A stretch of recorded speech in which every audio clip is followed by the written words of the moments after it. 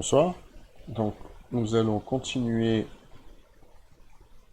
la deuxième partie consacrée aux bases de données, et notamment la normalisation, et on parlera aussi un peu de pratique avec les contraintes d'intégrité en SQL, pour présenter les principales en lien avec ce sujet de la conception de bases de données. Alors, normaliser, c'est l'activité qui consiste, étant donné un ensemble de DF qu'on connaît, donc j'ai mis une petite footnote, les vraies, celles qu'on souhaite vraiment, pas celles qui sont spurious, qui apparaissent au hasard par les données, ou typiquement parce que votre relation est vide. C'est l'activité qui consiste à avoir un schéma en bonne forme normale. Et donc en particulier, si vous atteignez la FNBC, un schéma où il n'y aura aucune anomalie de modification, d'insertion ou de suppression. Alors, il y a deux grandes approches, on pourrait dire. Une première approche qui est assez algorithmique. Donc finalement, on va partir de l'ensemble de DF, ça va être une entrée, on va le nettoyer, parce qu'il peut y avoir des dépendances triviales. Ah oui, connaissant le numéro d'étudiant, je peux déduire le numéro d'étudiant. Ok, bon, ça ne doit pas vraiment nous aider à normaliser. On pourrait la supprimer, ça ne devrait pas changer grand-chose. Donc il faut nettoyer, et ensuite on va soit synthétiser finalement des schémas, donc on va regrouper les attributs selon la structure des DF, soit par décomposition, on va partir de tout l'ensemble et on va enlever les morceaux qu'on est capable de séparer au fur et à mesure. Voilà. Donc si on le lance sur notre base, avec l'exemple qu'on avait vu dans la première partie, donc si on a notre numéro, notre nom d'étudiant, une adresse, un numéro du un titre et une note, et bien ici, on va générer trois relations. Alors l'algo, il ne connaît pas le sens des données, hein, il va par exemple appeler ça R0, R1, R2, et on retrouve effectivement une décomposition naturelle telle qu'on aurait pu l'imaginer, ou telle qu'elle est dans le TP en fait.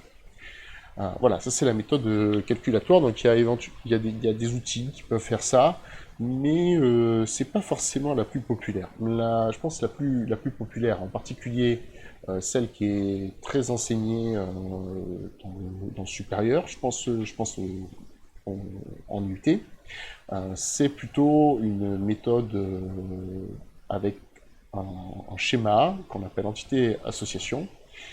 Et en fait, donc c'est un formalisme graphique que je vais vous présenter tout à l'heure, qui, si on le respecte, nous assure en fait qu'on fait des bons schémas.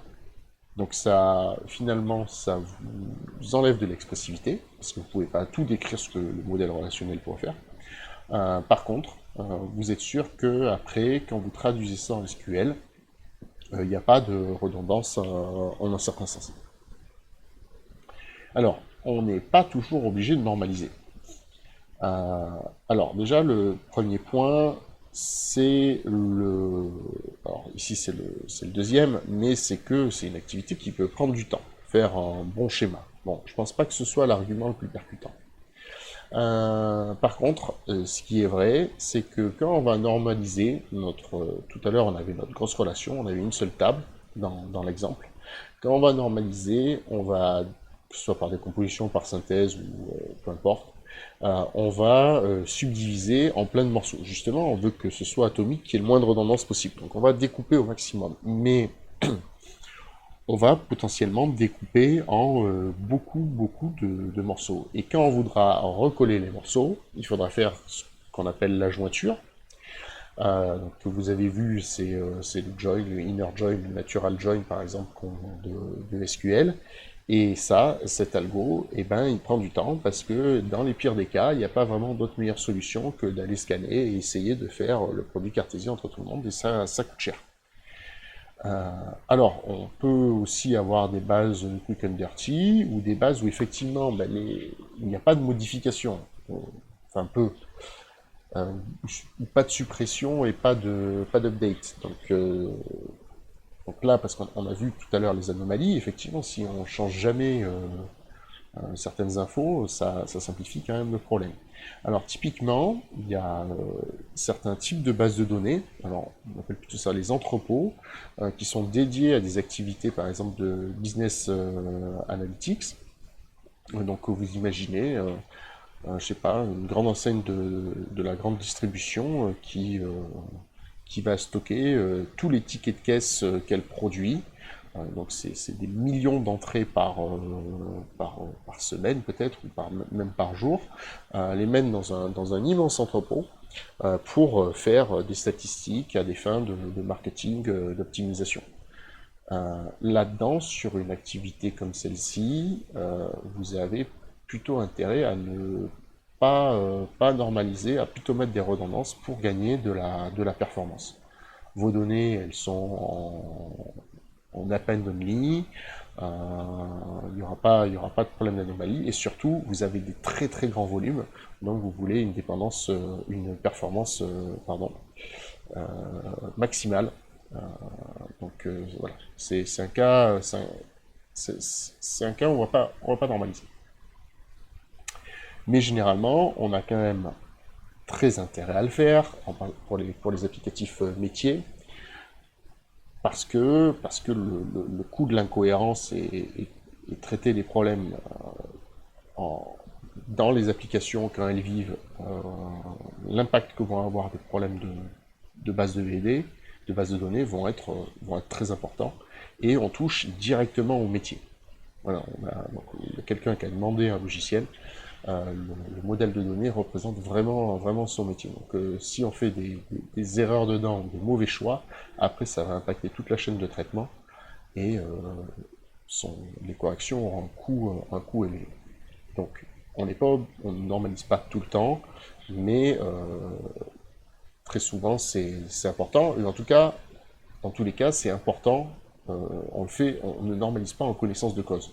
Voilà. On ne fait pas juste une mauvaise modélisation, on choisit de ne pas normaliser parce qu'on sait que là, ça sera rentable. Mais dans tous les cas, il faut se poser la question.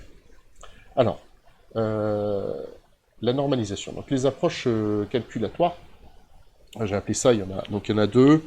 Je les présente plus à des fins de culture. On va pas trop aller dedans.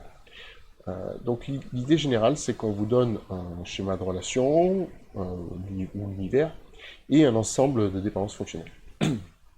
Et ce qu'on veut faire, c'est diviser notre relation, notre univers en plus petites relations, telles que cette décomposition soit sans perte. Alors ça, c'est un premier point.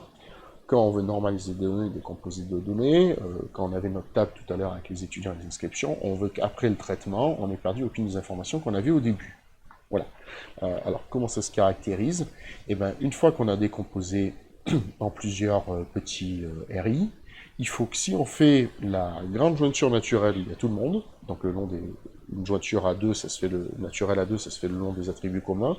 On veut que si on regroupe tout le monde de façon naturelle, on retrouve exactement l'instance qu'on avait, qu'on avait au début, quelle que soit l'instance. Voilà. Donc, qu'on décompose ou pas, finalement, on n'a rien perdu. Donc, on sait qu'on arrivera à retrouver la donnée originale en faisant la jointure naturelle. Donc, ça, c'est un premier critère. Alors, c'est sans perte d'informations, sachant que quand on recombine, si on produit des nouvelles informations qui n'étaient pas à la base, on considère que c'est une perte. Donc il ne faut pas perdre des données d'origine, il ne faut pas non plus créer des données qu'on n'avait pas au départ. Ça serait pas correct. Donc ça c'est vraiment le premier point. Et, euh, et le deuxième point, on veut ne pas perdre de dépendance. Les dépendances fonctionnelles, elles portent sur des ensembles d'EDF. Donc si par exemple on a nom et nom d'étudiant et numéro d'étudiant, effectivement, si on les sépare tous les deux, le nom et le numéro d'étudiant, on va avoir une perte de dépendance parce qu'on n'aura aucune relation sur laquelle exprimer que le nom, le numéro détermine le nom. Voilà. Donc ça, on ne peut pas toujours y arriver, donc ça c'est absolument sine qua non. On y arrive systématiquement si on accepte d'être en 3FN. Par contre, pour la forme normale de Boyce Code, celle qu'on vise plutôt, on n'y arrive pas toujours. Et donc, dans cette activité de normalisation, on veut arriver dans une forme normale maximum. Donc ces algorithmes, qu'ils soient de synthèse ou de décomposition, il y en a deux, ils vont partir de l'ensemble des attributs qu'on a et d'un ensemble de dépendances. Alors, il faut un ensemble nettoyé, donc minimal, et aussi dont on a nettoyé les parties gauches et les parties droites pour éviter de produire des artefacts au milieu du calcul. Donc, et c'est quelque chose qu'on sait faire de façon algorithmique. On sait prendre un ensemble de DF, et il y a des algos qui vont permettre de les nettoyer, de donner un ensemble de dépendances minimales. Voilà, alors, je vous montre ces algos juste en pseudocode de très très haut niveau, juste pour se faire une idée. L'algo de décomposition, ben on part de R. Chaque fois qu'on trouve une dépendance X donne Y, donc S, c'est un ensemble. Au début, on initialise, il y a une seule relation qui contient tous les attributs. On essaie de trouver une dépendance non triviale dans un des RI. Donc ça démarre avec R, mais au fur et à mesure, on va modifier S et on va produire de plus en plus de R, tel que la partie gauche n'est pas une clé. Donc on a vu l'idée de la FNBC, hein, c'est toutes les dépendances fonctionnelles qui doivent rester sont des dépendances de clés. Donc là, ça veut dire qu'on est, on est sur un contre-exemple, on est pas en FNBC, donc justement, on va essayer de le rendre en FNBC en décomposant. Donc comment on fait? Ben, on ajoute à Y tout ce qu'on peut déduire fonctionnellement, c'est-à-dire tous les attributs qu'on peut déduire comme conséquence à partir de X, parce que peut-être que le numéro étudiant, on a peut-être une DF, numéro donne le nom, et l'autre numéro donne l'adresse, voilà, quelque part on veut les regrouper, et ensuite on décompose. C'est-à-dire qu'on en fait une relation qui porte uniquement avec tous les attributs de X et Y, et ce qu'on peut déduire, mais rien d'autre. Et la deuxième relation, ben, c'est on avait X, et tous les attributs qui ne sont pas déductibles, c'est-à-dire tous les Z. Et on essaie de faire ça ad libitum, ad libitum, ad libitum. Alors, si on fait ça, alors c'est sans perdre d'information, parce que finalement, chaque fois qu'on coupe, on avait la partie gauche qui nous permet de refaire la jointure, en quelque sorte, mais pas toujours sans perdre de dépendance. On peut perdre des dépendances au passage, parce que ça a tendance à découper assez fort.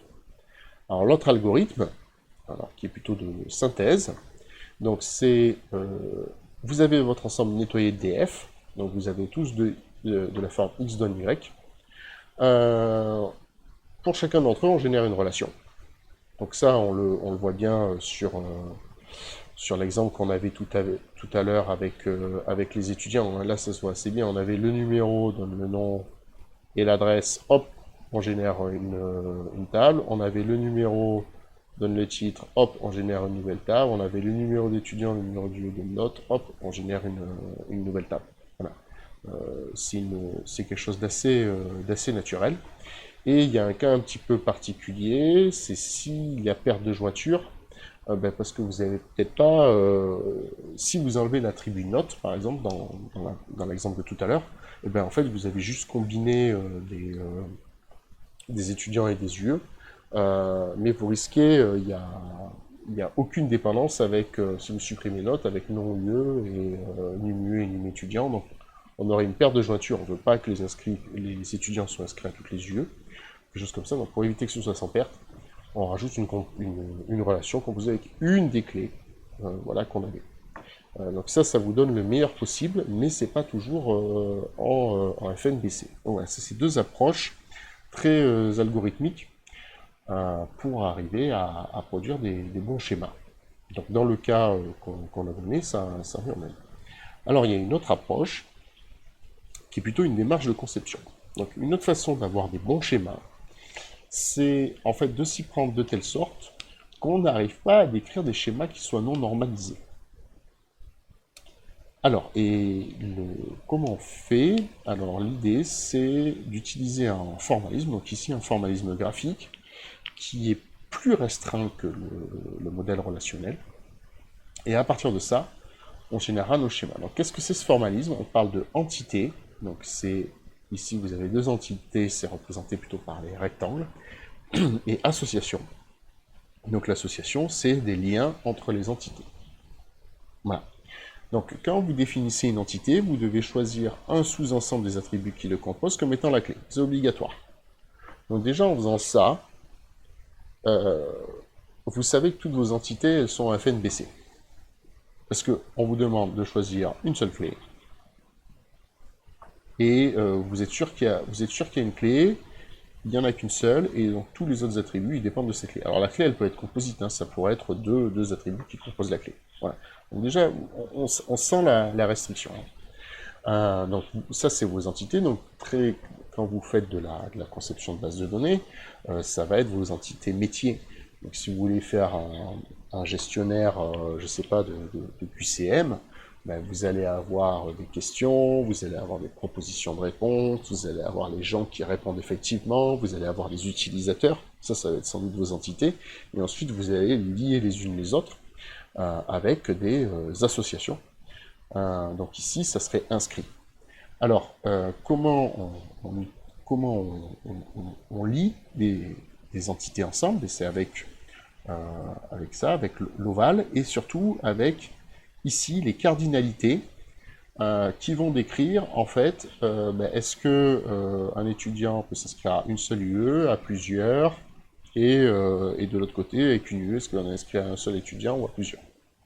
Alors ici, 0n, 0 c'est le nombre minimal, et n c'est le nombre maximal. Donc ici on est en train de dire que un étudiant peut être inscrit, un étudiant peut être inscrit à 0 ou n UE, et dans l'autre sens, une UE peut avoir pour inscrit 0 ou jusqu'à n étudiants.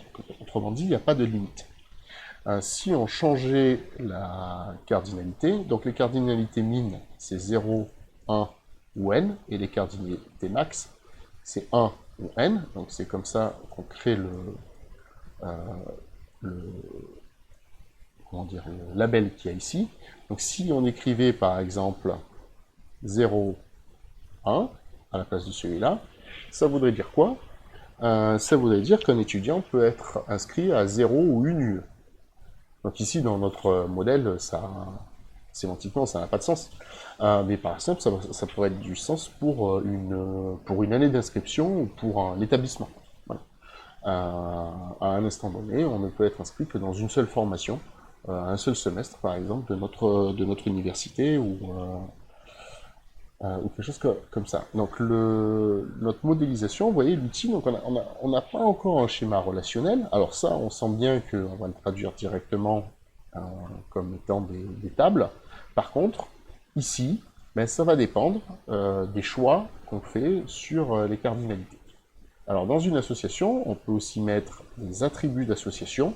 Donc c'est connaissant finalement toutes les arrêts, donc toutes les entités associées, elles sont reliées avec une propriété de cette association, ici la nôtre.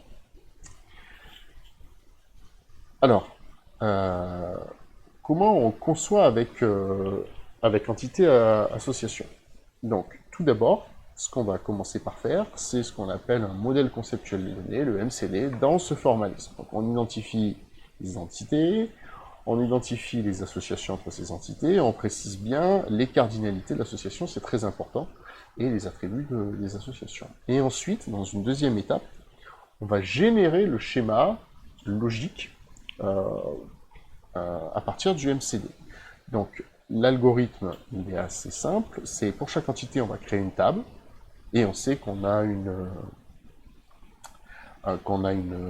clé avec la clé qu'on a choisie dans le MCD, et pour chaque association, on va générer une table ou pas, ça dépend des cas. Alors quand les many-to-many, comme tout à l'heure, entre les UE et les étudiants, oui, on va générer une table, et la clé primaire de cette nouvelle table, c'est l'union de toutes les clés primaires des entités qui lui sont reliées.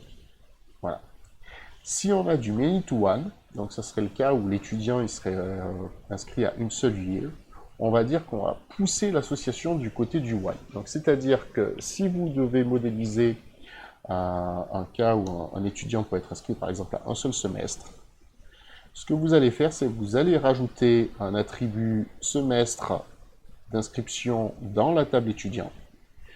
Si c'est 0 minimum, vous autorisez les nuls ou pas, c'est comme ça que ça se traduit, mais vous allez pousser un n du côté du 1.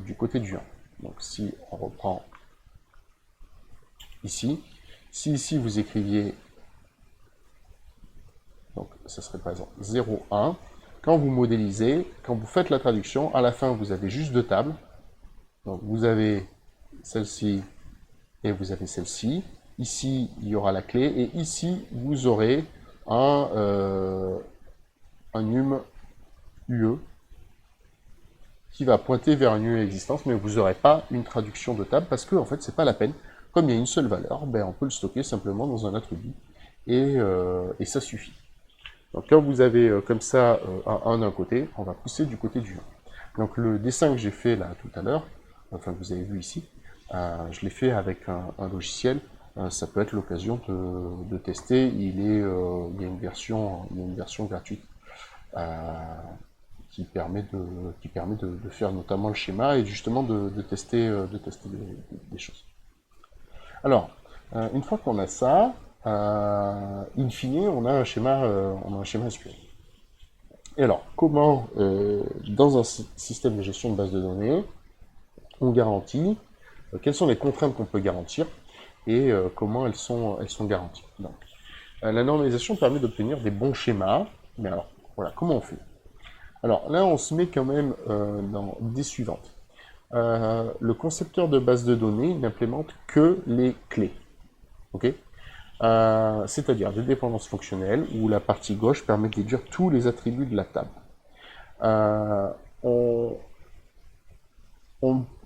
En fait, on ne peut pas garantir, du moins facilement, des dépendances fonctionnelles qui ne soient pas des clés. C'est-à-dire où on a un sous-ensemble des colonnes, il y a juste un sous-ensemble des colonnes qui est fonctionnel. On ne peut pas le faire efficacement, c'est pas implémenté. Donc l'idée plutôt, c'est justement, on a comme outil les clés. On sait que si on a un FNBC, c'est bon, il n'y a pas de redondance. Donc on va se mettre dans ce cadre-là et on va laisser le GBD vérifier automatiquement les contraintes de clés, parce que ça peut être violé. Si vous agitez, vous avez déjà un étudiant numéro 1 avec un nom romual, ensuite vous voulez rajouter une nouvelle donnée avec un Emmanuel, il faut que votre GBD crie, sinon vous allez violer la contrainte d'intégrité, vous allez violer la dépendance fonctionnelle et toutes vos garanties vont tomber à plat. Donc ça, le GBD, il sait le faire, et il sait le faire de façon très efficace, et ça fait partie du standard SQL, c'est toujours intégré. Alors, comment ça se décrit en SQL? Donc SQL, c'est un langage déclaratif. On dit ce qu'on veut, mais on n'a pas à se soucier de comment ça va être implémenté, comment ça va être fait concrètement dessus.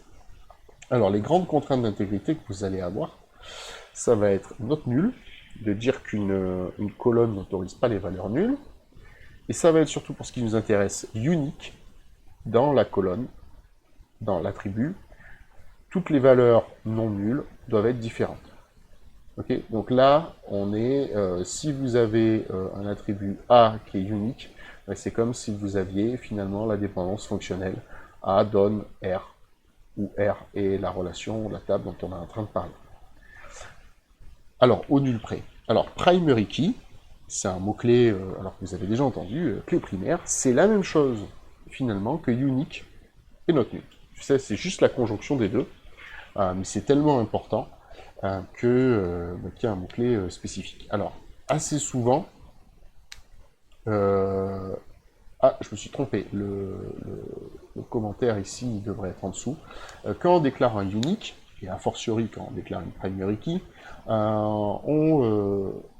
le SGBD génère un index pour s'assurer efficacement justement de cette unicité. Et on verra, je vais vous préparer alors ça sera plutôt un TP, il y aura peut-être une petite vidéo de présentation, mais justement, j'essaierai de vous montrer par la pratique qu'est-ce que c'est les index dans la base de données et comment ça sert pour la performance. Ce sera aussi l'occasion de faire un petit peu d'algorithmie et d'anticiper sur la partie structure de données. Donc, justement, ces primary keys, les unique not null, permettent d'imposer des clés dans les tables. Donc, en mettant une primary key et plusieurs unique not null, on peut avoir plusieurs clés pour une table, c'est tout à fait possible et c'est même relativement courant d'avoir plusieurs façons d'identifier une personne ou une entité dans le système. Vous avez aussi une contrainte qui est très importante, c'est references, donc ce qu'on appelle la clé étrangère. Donc ça, j'en ai pas parlé dans la théorie, on peut faire aussi une formalisation de ça, mais c'est cette intuition, quand on a décomposé, ou quand, ou alors plutôt on va le voir sur le EA, c'est plus simple. Quand on va créer ici quelque chose qui correspond à un script, alors même que ce soit en poussant à gauche, hein, c'est aussi vrai, on veut que les inscriptions ne concernent que des étudiants qui existent et des yeux qui existent. Voilà. Donc en fait, en gros, ce qu'on veut traduire, c'est ces liens-là. C'est ça. Mais c'est ce que vont faire les contraintes de clés étrangères, references.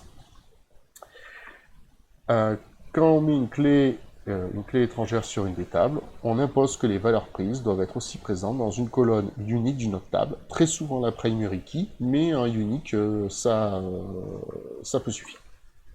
Voilà.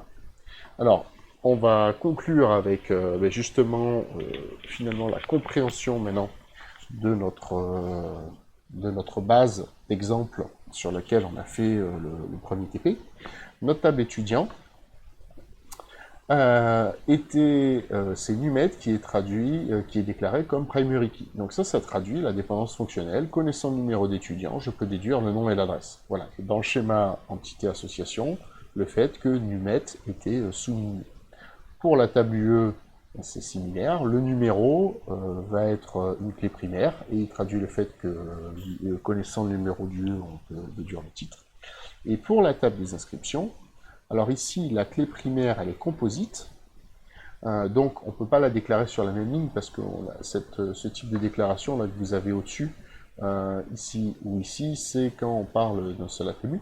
Donc ici, c'est pas le cas. La clé primaire, donc on la déclare ici en disant que c'est le couple. Et donc, on est en train de traduire que, connaissant ces deux-là, je traduis la note.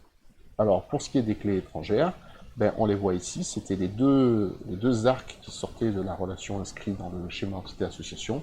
On veut dire qu'un numéro d'étudiant inscrit, eh bien, il faut qu'on le trouve dans les numéros d'étudiants des étudiants. Et on veut trouver qu'un numéro d'UE inscrit, on le trouve dans le numéro des UE de la table UE. Voilà. Alors pourquoi on n'autorise pas des references vers des choses qui ne soient pas uniques? Ben aussi pour des raisons de performance. Parce que pour s'assurer qu'un élément existe dans une table, si on n'a aucune information particulière, eh ben on est obligé de parcourir toute la table.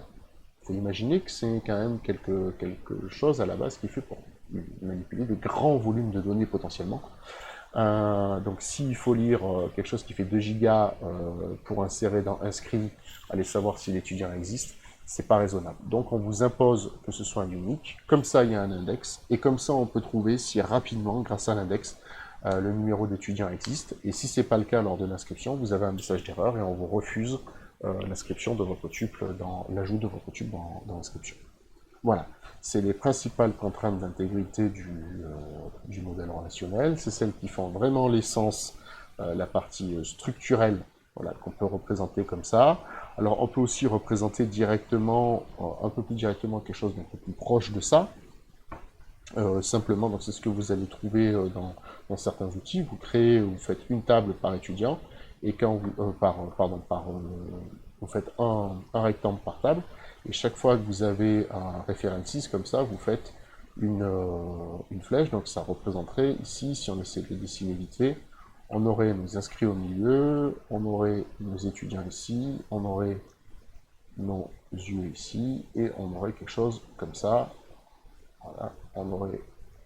Voilà, c'est un autre formalisme qui est plutôt celui du modèle physique, qui est beaucoup plus proche, qui n'est pas le modèle conceptuel, qui est beaucoup plus proche du GBD, et c'est celui que vous allez trouver dans des outils comme Deliver ou je sais pas, SQL Workbench si vous les avez utilisés, qui vous génère une représentation graphique, mais qui est directement celle-ci. Voilà. On peut faire aussi de la rétroconception, générer le schéma entité-association à partir d'un schéma SQL, c'est aussi faisable. Voilà, donc c'est tout pour cette partie, pour ce deuxième cours, donc consacré à la normalisation. L'idée, c'était pas d'assommer avec beaucoup de concepts formels, c'était de vous montrer qu'il y avait un fondement et de vous montrer comment on peut obtenir des bons schémas. Donc c'est utile à la fois pour l'enseignement des bases de données que vous allez faire aux élèves, mais c'est aussi utile chaque fois que vous allez vouloir, vous, pour un projet, pour une illustration, ou je sais pas, pour tous les cas d'usage, manipuler des données.